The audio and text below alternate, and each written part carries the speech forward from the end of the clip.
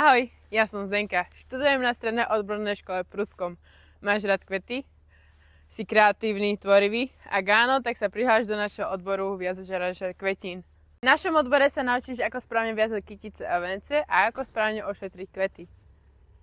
Cieľom viazactva a aranžovania je osvojiť si estetické kompozičné princípy viazania kvetín a aranžérskej tvorby a tak získať základné poznatky a zručnosti v činnostiach v tomto odbore. Úlohou odboru je poskytovať človeku aj spoločnosti príjemné prostredie, kde bývame, pracujeme.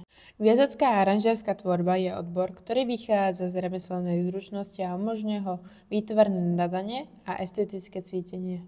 V našom odbore potrebuješ kreativitu, predstavivosť, zručnosť. Naučite sa slovenské a latinské názvy kvetín a rastlín. Naša škola je zapojená do projektu Erasmus+, ktorý nám umožňuje výmenné pobyty v zahraničí a dodáva nám nové zručnosti a skúsenosti.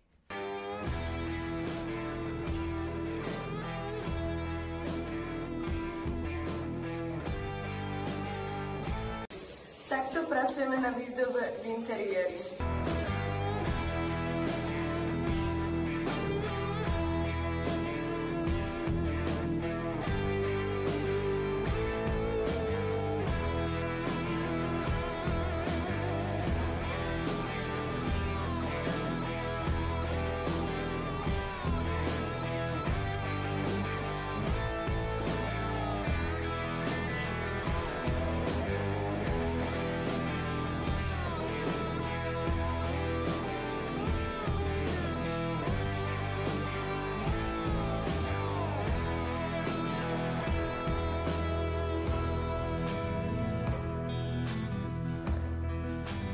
Tretiačka, čo sa naviac na tejto škole baví?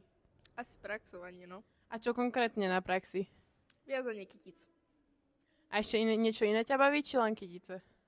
Aj keď robíme v sadoch, alebo niečo ohľadne nejakých výsadieb, alebo tak. A čo by si skázala našim prvákom, ak sa prihlásia? Aby boli veľmi usilovní a aby to nezdávali.